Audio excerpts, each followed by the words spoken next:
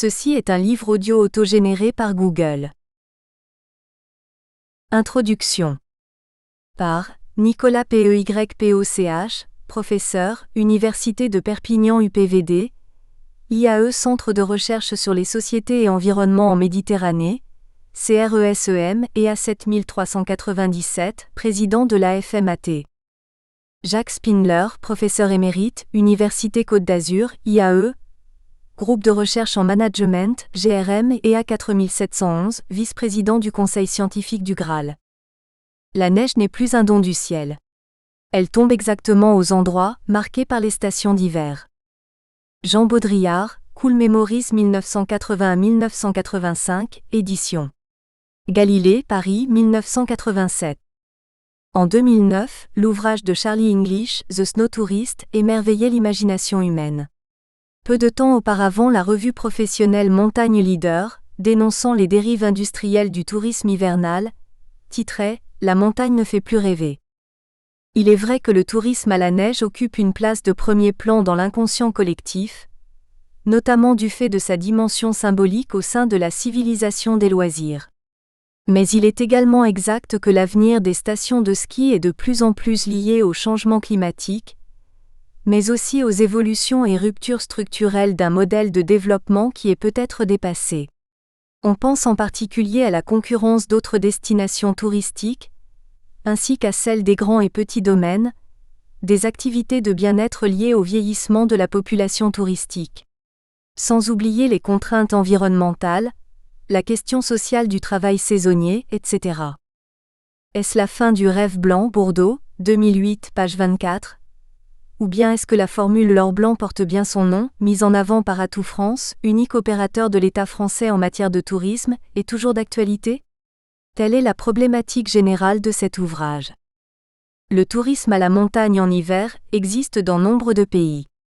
En effet, il y a environ 80 nations dans le monde où se pratique le ski et presque 2000 stations sur la planète.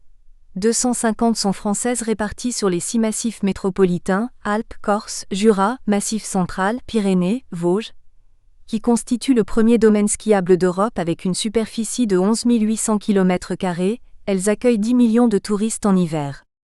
On estime que l'incidence économique du tourisme en montagne représente 9 milliards d'euros de chiffre d'affaires, soit 15% du total national. Pour 1 euro dépensé en forfait, 6 euros supplémentaires seraient déboursés par le client en station, soit au total 7 euros. Par ailleurs, 55% des investissements touristiques se trouveraient réalisés en montagne. L'emploi lié au domaine skiable représenterait 120 000 personnes, DGE 2018. Avec 53,8 millions de journées skieurs vendues pour la saison 2017 à 2018, la France se place au 2e rang des destinations mondiales du ski, derrière l'Autriche, DSF 2018. L'engouement des Français pour le ski ne se dément pas. Chaque année, près de 2 résidents sur 10 y séjournent régulièrement et 1 sur 4 de façon occasionnelle. Parmi les résidents qui ne partent pas l'hiver à la montagne, en raison du coût du séjour, plus de la moitié est intéressée par la destination. Ce que l'Association nationale des maires des stations de montagne, ANMSM, qui a fêté ses 70 ans en 2016, confirme en déclarant « Si les 3/4 de la population se disent attirés par la destination montagne, ils sont encore une minorité à la fréquenter. » ANMSM 2016, page 38. Les collectivités territoriales, en particulier les communes et leurs regroupements, sont bien sûr directement partie prenante dans la structuration, la dynamisation et la promotion des activités hivernales. Comme le souligne l'Assemblée des départements de France, elle contribue notamment à la modernisation des infrastructures, pistes, remontées mécaniques, etc., et des sites pour assurer un accueil, une animation et une promotion de qualité. Mais les collectivités locales concernées doivent faire face aux aléas climatiques qui peuvent mettre à mal notamment les retombées économiques. Peut-on alors parler de stations de montagne globalement performantes combinant les dimensions économiques, sociales et environnementales? Est-ce que la 2e loi montagne, de 2016, apporte des éléments de réponse aux attentes des administrations publiques en charge des sports d'hiver? Cette loi de modernisation, de développement et de protection des territoires de montagne aborde toutes sortes de domaines, dont le tourisme et l'urbanisme. Elle permet en particulier de déroger à la loi NOTRe en autorisant les stations classées de conserver leurs compétences promotion du tourisme, et par la même occasion leur office de tourisme, conditions essentielles pour continuer de maîtriser leurs finances. Stekel-Asware, 2018, page 57 et s. Concernant les unités touristiques nouvelles, UTN, le texte de 2016 a apporté un peu de souplesse sans toutefois permettre une urbanisation excessive. Depuis de nombreuses années, ces UTN visaient à maîtriser les constructions en montagne. La loi a modifié le code de l'urbanisme en précisant que les extensions limitées inférieures au seuil des créations d'unités touristiques nouvelles fixées par décret en Conseil d'État ne sont pas soumises à ce régime. La loi a introduit par ailleurs une distinction selon la taille des projets. Les UTN locales, plus modestes, sont soumises au plan local d'urbanisme plus. Quant aux UTN structurantes, elles dépendent du schéma de cohésion territoriale, SCOT. Mais les stations de ski ne sont peut-être pas toutes couvertes par un SCOT. Cette réforme n'a pas été souhaitée par tous les acteurs de la montagne, et plusieurs élus s'y sont opposés, DSF 2017.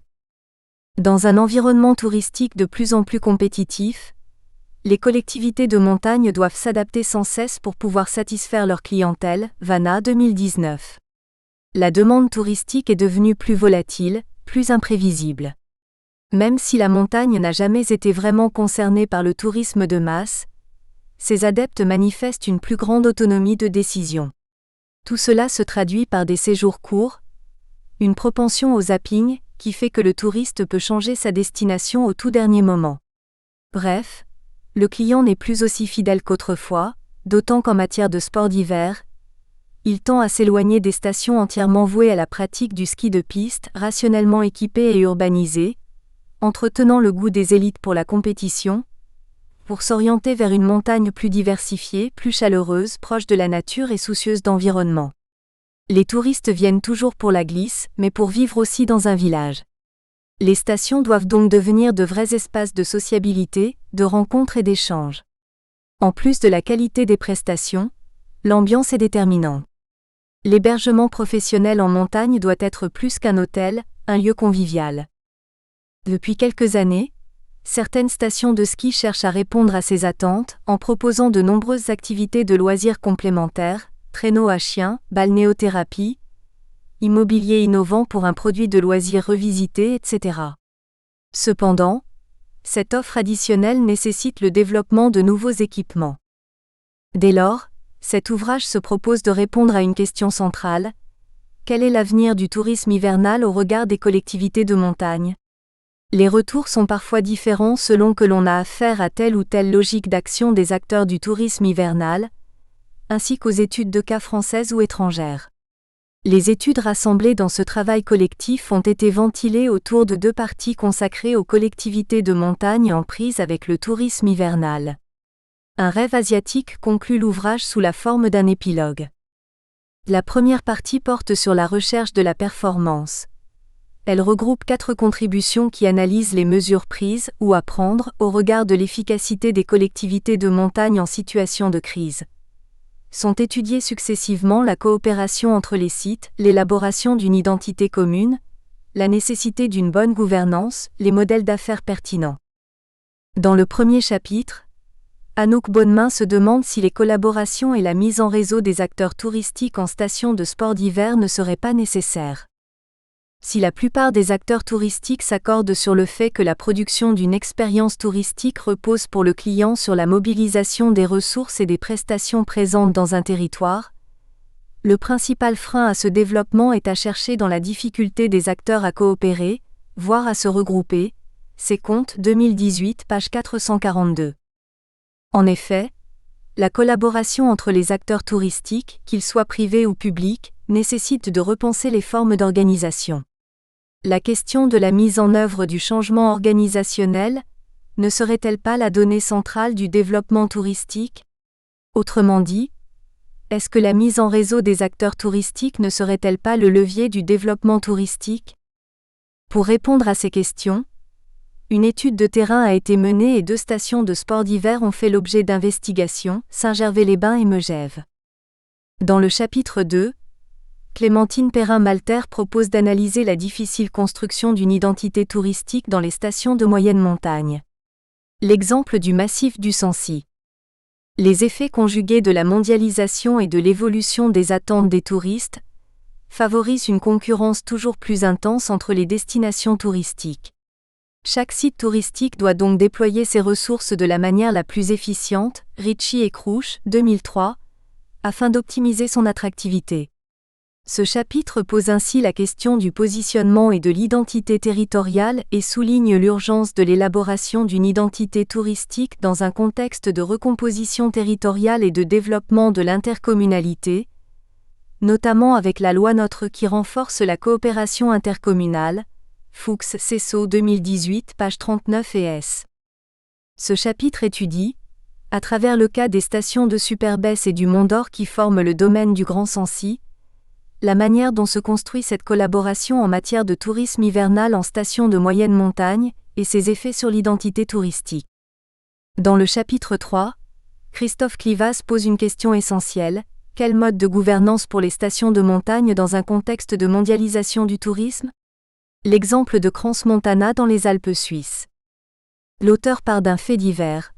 Au printemps 2018, pendant les vacances de Pâques, la société gérant les remontées mécaniques de Crans-Montana, sous le contrôle d'un propriétaire tchèque fortuné, décide la fermeture avec effet immédiat de ses installations. Comment, se demande-t-il, en est-on arrivé là dans un des hauts lieux du tourisme suisse?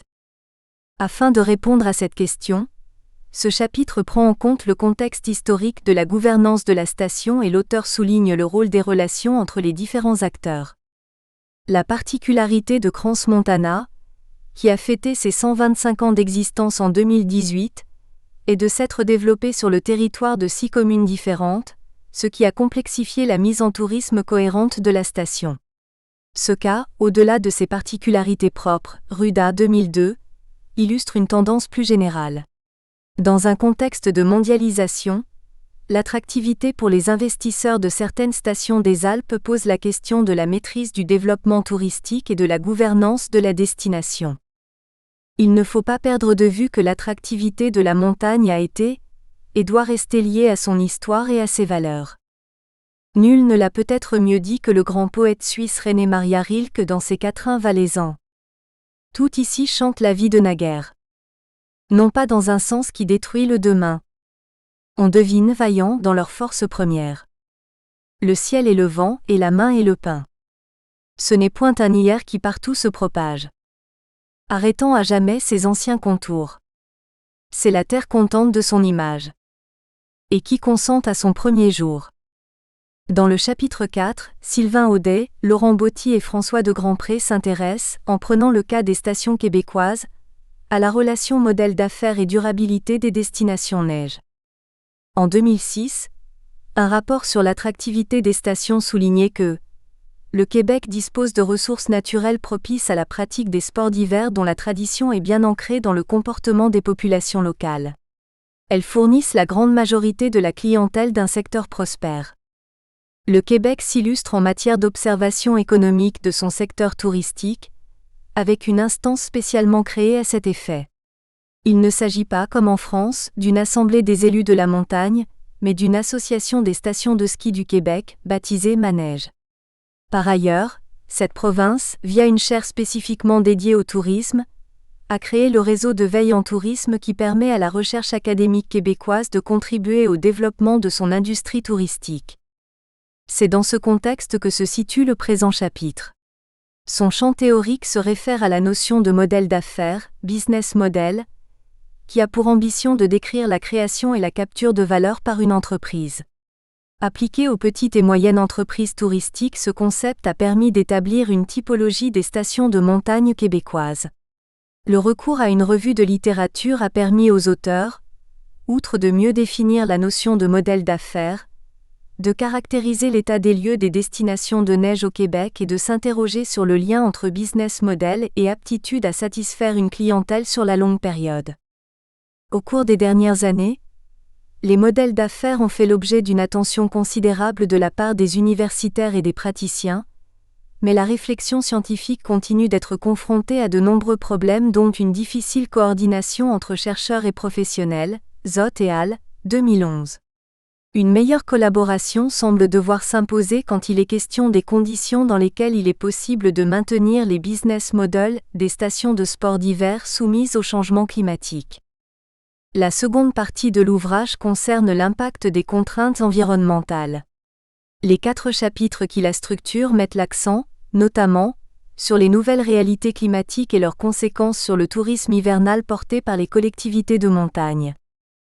Dans le chapitre 1, qui assure une transition avec la première partie, Aurélie Korn et Olga Gonçalves abordent la question des collectivités de montagne de plus en plus tiraillées entre le dépassement des difficultés imposées par la nature et l'exigence de la performance économique et sociale. Le titre de leur contribution est, à cet égard très explicite, « Tourisme hivernal ». Le tourisme hivernal doit s'adapter dans la mesure où il évolue dans un contexte où la concurrence est toujours plus intense et où les attentes des consommateurs ne cessent d'évoluer. Le ski sera durablement le principal moteur de l'emploi et de l'économie des stations de montagne, déclarait il y a peu de temps le délégué général de Domaines skiables de France, Reynaud, 2017. Pour beaucoup, seule l'activité ski semble constituer une manne financière conséquente pour les collectivités territoriales.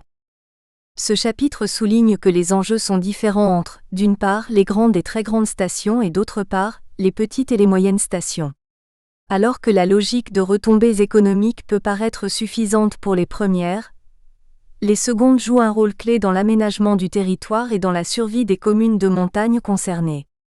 Pour nombre d'entre elles, il est essentiel de consolider l'activité ski non pas pour générer des bénéfices, mais pour permettre d'assurer la survie de leur territoire. Cela passe par la restructuration des domaines skiables qui peuvent être des évolutions commerciales légères, pack forfait plus restauration par exemple, ou plus lourdes comme l'extension des domaines skiables. Une telle évolution peut poser des problèmes environnementaux. Le cadre spécifique de la montagne constitue pour les collectivités territoriales des contraintes fortes. Si d'un point de vue environnemental, les restructurations semblent peu attractives, elles peuvent néanmoins se traduire par une amélioration des conditions de sécurité pour les pratiquants et de protection pour la faune. Dans un chapitre 2, intitulé Adaptation des stations au changement, une lecture de la diversification touristique par la fiscalité locale, Coralie Achin et Emmanuel Georges s'interrogent sur le modèle économique des stations de demain avec la concomitance de 2 stratégies principales d'adaptation pour les sites. D'une part, fiabiliser leur exploitation de domaines skiables face à la réduction probable du couvert neigeux et de L'.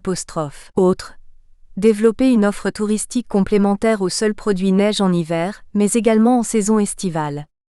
Ces évolutions, encouragées voire supportées financièrement par les échelons départements, régionaux ou de massifs via des politiques dédiées appellent des investissements portés à la fois par les acteurs gestionnaires de domaines skiables, en termes de neige de culture, mais aussi par les collectivités locales, souvent chargées d'assumer les investissements dans les équipements environnementaux. Dès lors, de telles stratégies d'investissement, mais aussi de fonctionnement conduisent à se préoccuper des capacités économiques et financières des collectivités locales, notamment dans le contexte de la réforme territoriale de la loi NOTRe, qui vient questionner la place du tourisme hivernal. C'est ce que propose ce chapitre, avec comme terrain d'étude le massif des Alpes, cette montagne au cœur de l'Europe, NAFU 2003. Dans un chapitre 3, Emelie Nat et Vincent Vlès abordent le thème des stations de ski et d'alpinisme confrontées aux enjeux de la transition. Changement énergétique et écologique, évolution touristique, requalification urbaine. Les auteurs proposent une contribution qui intègre les aspects climatiques et environnementaux et s'intéresse plus précisément à la transition touristique dans les stations de ski. Différents facteurs explicatifs de l'évolution de la trajectoire des stations sont mis en avant, parmi lesquels des infrastructures dépassées, la gestion des risques, les pratiques des touristes, la durée de séjour ou encore la préoccupation environnementale. Le tourisme hivernal peut-il être victime des sports de neige ? On blâme le réchauffement climatique, mais c'est aussi un modèle de développement touristique qui est en cause. Comme le souligne Descamps en 2008, caractère de plus en plus élitiste du ski, équipement pléthorique voué à la rouille, impressionnante quantité d'eau gaspillée pour alimenter des canons à neige. Jusqu'où peut aller l'exploitation de la montagne ? Dans le chapitre 4, Robert Lancard pose la question suivante: le tourisme hivernal de la Sierra Nevada résistera-t-il au changement climatique? L'objectif de ce chapitre est de savoir, dans la mesure où la Sierra Nevada est en train de perdre son manteau neigeux en raison du réchauffement climatique, quelles activités vont pouvoir se développer à moyen et long terme? Il est impossible de ne pas intégrer la problématique du changement climatique dans la politique de développement d'une station de ski, comme celle de la Sierra Nevada. Toutes les collectivités qui portent une telle activité n'ont pas les moyens d'investir pour assurer leur pérennité. Seules les grandes stations ont les capacités de se suréquiper et de se développer pour répondre au manque de neige. Les plus petites, le cas traité dans le présent chapitre en est un bon exemple, doivent se diversifier et proposer des activités innovantes. Par ailleurs, l'étude menée par Robert Lancard conduit à se demander quel pourra être l'impact de la montée en puissance de la numérisation, d'autant que la ville de Grenade, qui est au pied de la Sierra Nevada, souhaite devenir un jour capitale européenne du tourisme intelligent Smart Tourism. Il est intéressant de noter au passage que l'Espagne développe l'idée de destination intelligente, OCDE 2018 page 90. Ce projet vise à améliorer la position de ce pays en tant que destination touristique mondiale. La méthodologie appliquée privilégie l'innovation, la durabilité et la compétitivité au niveau local au moyen du développement et du déploiement des technologies de l'information et de la communication, dans le but de créer des services différenciés hautement compétitifs. Haidong et Jean-Louis Greffard abordent, sous la forme d'un épilogue, le rêve blanc du tourisme chinois. Encore peu répandu au début des années 2000, la pratique du ski en Chine connaît aujourd'hui un essor considérable sous l'effet conjugué de l'émergence d'une nouvelle classe moyenne désireuse de prendre part à la société de consommation et de loisirs et aux politiques publiques qui envisagent le tourisme en général et le tourisme hivernal en particulier comme des secteurs d'avenir pour le pays. Après avoir dressé un état des lieux du tourisme hivernal en Chine, nos auteurs s'intéressent à la performance et à l'attractivité de la Chine en matière de ski à l'échelle provinciale. La classe moyenne supérieure chinoise porte un intérêt grandissant pour la pratique des sports d'hiver, car elle est une illustration de sa réussite sociale. La pratique du ski dans ce pays connaît une croissance fulgurante ces dernières années. Le Club Med avait d'ailleurs misé sur cette montée en puissance à la fin des années 2000. Après son rachat en 2014 par le groupe Fosun, ce puissant conglomérat d'investisseurs cherche maintenant à entrer au capital de la Compagnie des Alpes. Costil 2017 page 17. Il semble donc que les Chinois capitalisent sur l'expérience et le savoir-faire français en matière de sport d'hiver, une pratique qu'ils mettent également en œuvre sur le secteur hôtelier. Mais les stations de ski chinoises présentent des différences avec nos traditionnelles collectivités de montagne. Parmi les 742 ski resorts répertoriés Wu Xinghua 2019 page 5, certains ne possèdent qu'une piste unique et de nombreux domaines ne fonctionnent qu'avec de la neige de culture. Si en Europe, l'hiver rime avec plutôt sport de neige, les étrangers vivant en Chine sont assez dubitatifs quant aux domaines skiables locaux.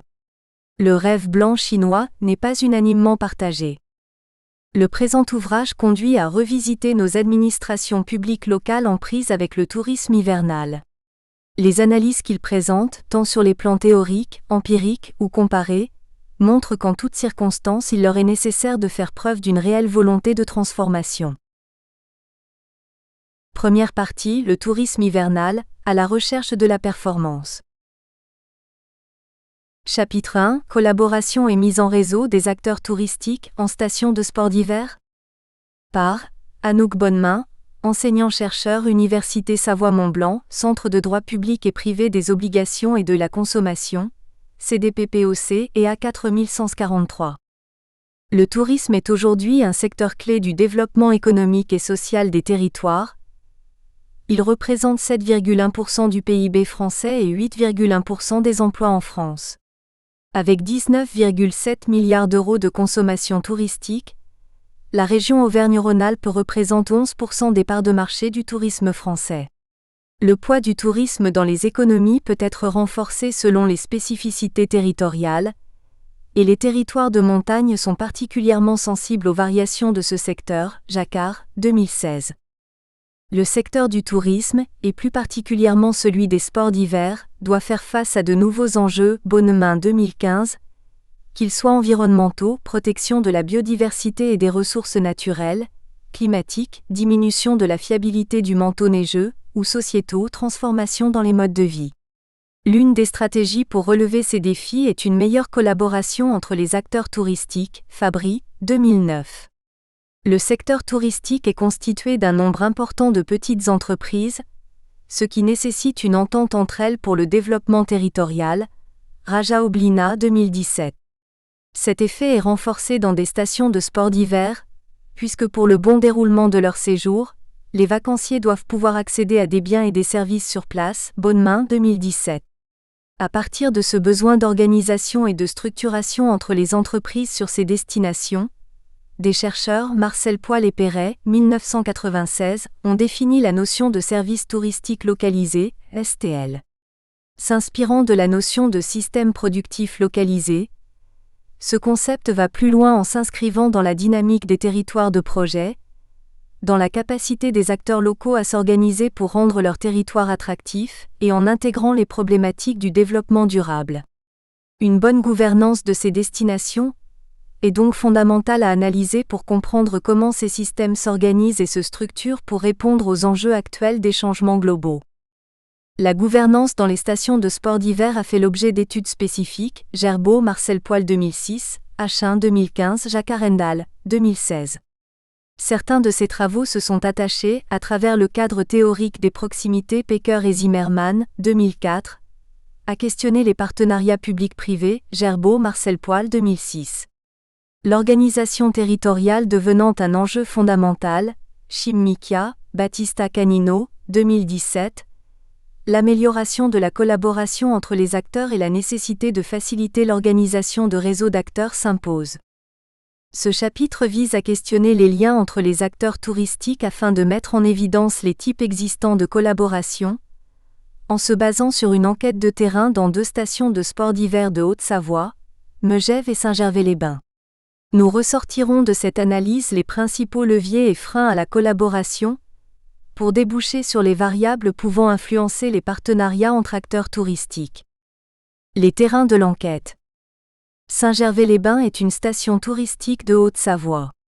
Le thermalisme a été le premier attrait de ce village au XIXe siècle, suivi de l'alpinisme avec l'exploitation de l'une des principales voies menant au sommet du Mont Blanc. Les sports d'hiver se sont développés au milieu du XXe siècle, et aujourd'hui le domaine skiable de la commune est relié à celui de Megève. L'organisation spatiale de Saint-Gervais s'est faite sur 3 niveaux d'altitude, ce qui permet à la station de vivre à l'année. La clientèle qui fréquente cette station est définie par les acteurs touristiques comme étant familiale et de catégorie socio-professionnelle supérieure. La commune de Saint-Gervais-les-Bains a effectué une très importante revitalisation urbaine de ses 2 principaux sites touristiques. Le Fayère, avec les thermes du Mont Blanc et Casino, et le centre-bourg avec les centres décisionnels, mairie, office du tourisme. La station de Megève a été développée sous l'impulsion de la baronne Noémie de Rothschild à l'entre-deux-guerres. Station dite de première génération, elle est organisée autour d'un village et de 5 fronts de neige. De par l'existence d'hôtels de luxe, de restaurants étoilés et d'un golf, cette station est considérée comme étant haut de gamme et aristocratique, Picret 2016. Son domaine skiable vieillissant vient d'être repris par une grande entreprise de remontée mécanique, la Compagnie du Mont Blanc. Ces 2 communes sont regroupées au sein d'une même intercommunalité, la communauté de communes Pays du Mont Blanc, et sont intégrées dans un espace transfrontalier, l'espace Mont Blanc. Elles partagent de nombreux points communs, domaines skiables, contrats de destination. Néanmoins, des tensions historiques persistent sur fond d'un marché économique des sports d'hiver arrivé à maturité, Bourdeau 2008. La méthodologie d'enquête.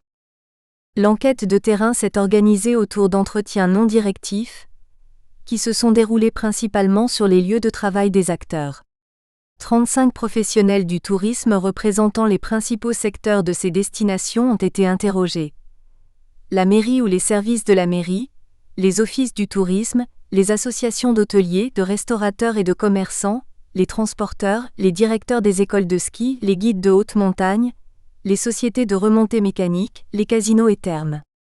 La grille d'entretien a été commune à tous les acteurs rencontrés, et les entretiens se sont déroulés en plusieurs étapes avec le cadre suivant. Une présentation de la personne interviewée.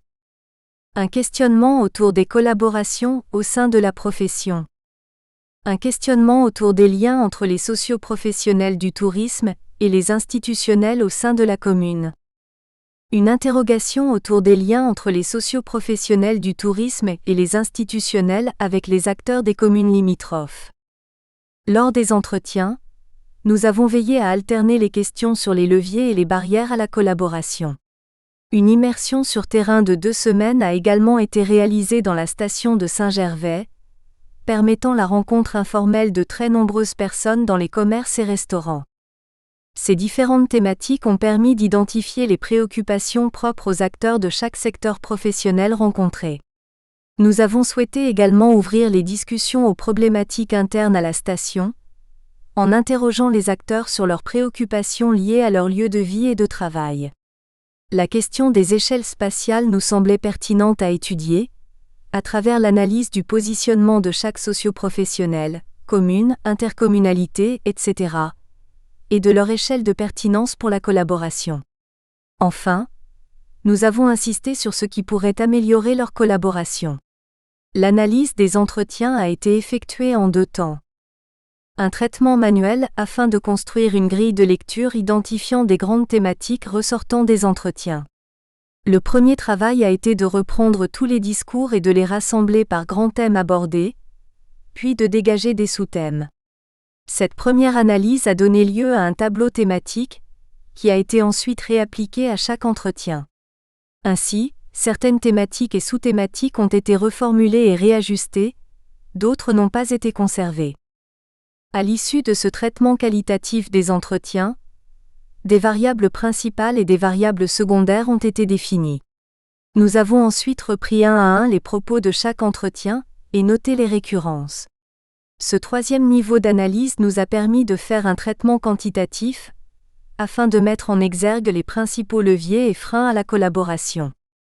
La compréhension très fine de l'organisation territoriale à partir des pratiques des acteurs permet d'aller au plus près de la fabrique de la gouvernance dans les destinations touristiques et de questionner le rôle des différentes formes de proximité dans la mise en œuvre de la collaboration. Comment ces différentes formes de proximité s'emboîtent-elles pour former une cohérence territoriale ? 1. Les liens formels et informels dans les stations de sport d'hiver. Nous espérons que vous avez apprécié cet aperçu. Pour continuer à écouter ce livre audio sur Google Play Livres, utilisez le lien dans la description de la vidéo.